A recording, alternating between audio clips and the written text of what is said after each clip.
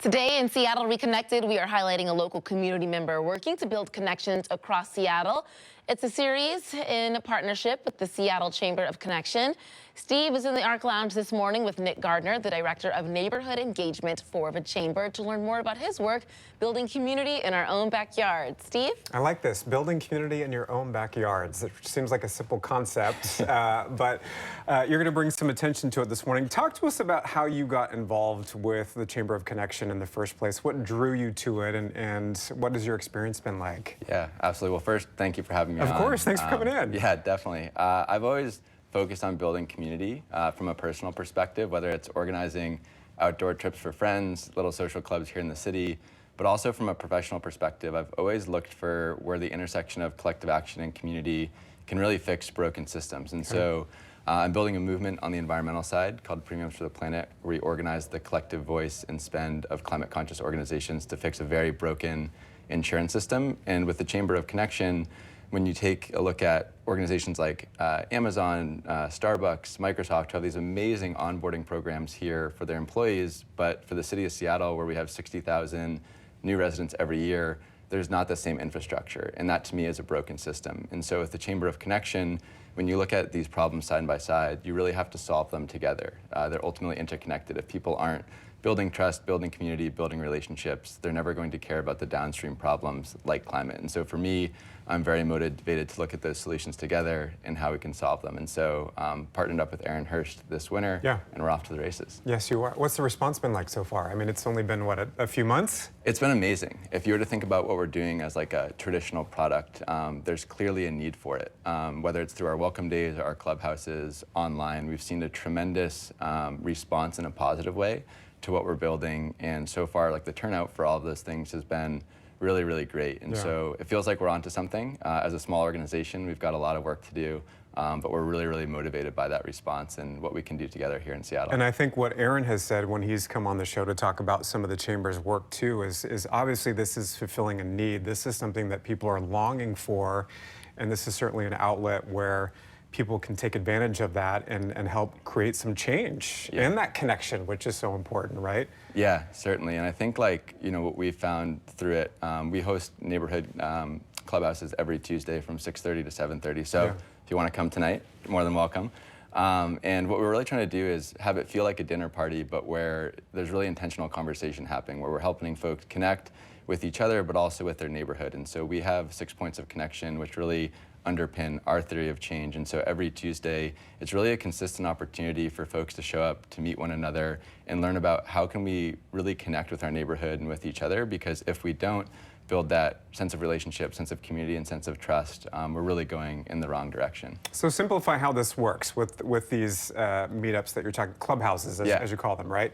How does it work in terms of how they're organized, who hosts them?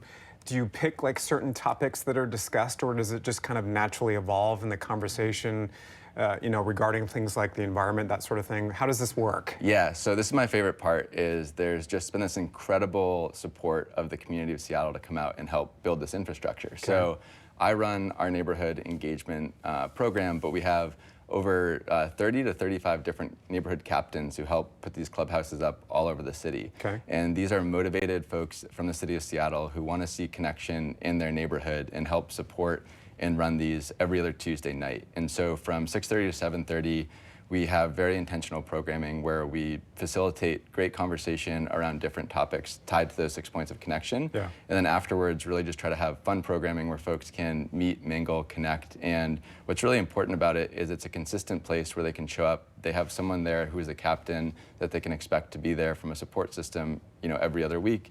And then ongoing as we build this broader and really roll it out to all the different neighborhoods in Seattle, we kind of like to think every other Tuesday night connection will be happening in the city. And so it's just been really amazing to see that support come out from these folks. And it just gives you like that renewed energy that there's a lot of folks in the city that care about this. And to keep going, I would imagine. Exactly, right? Yeah. What has surprised you about this? Did you expect this type of reaction or longing to be involved in something like this from the community?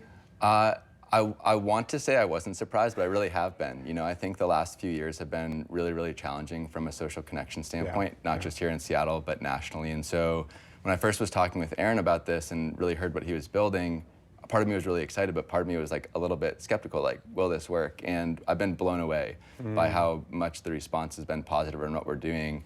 And I think it just shows like people are really craving this right now. The statistics are pretty sobering. 32% of folks in the United States don't trust their neighbor.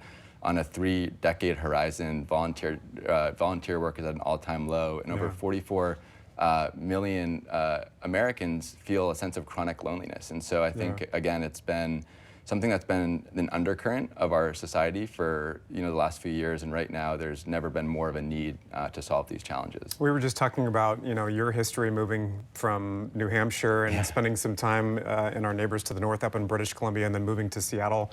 How long ago was that when you came here? Just under 2.5 years ago. Okay, so fairly new. Yeah. What was your experience when you came here 2 years ago? And obviously BC is kind of part of the Northwest, of course, but what did you experience? Did you feel that so-called freeze that some people experience? And what was it like feeling that? Yeah, a bit of a mix.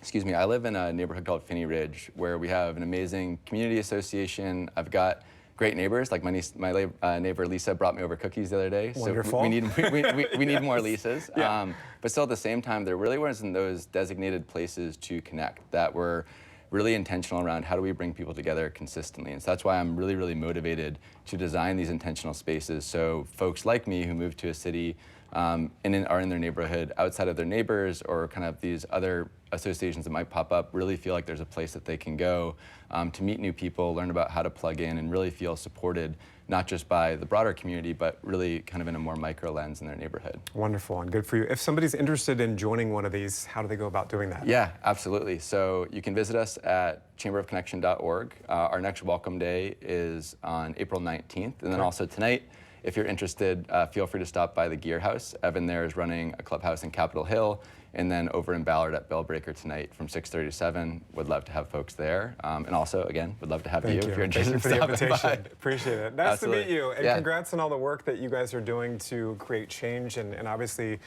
make folks like yourself who moved to the area a little bit more welcome. Yeah, and thank you guys for spreading these stories. It's really important. Of course, it's been a great joy. And that kind of sounds like a fun event, doesn't it? Mixing with your neighbors? Yes, Right Steve. There's so much connection that can happen in your own backyard. That's right. I love it. Thank you. You bet. To learn more about local neighborhood clubhouses or for more info on the next Seattle Welcome Day event, scan the QR code on your screen.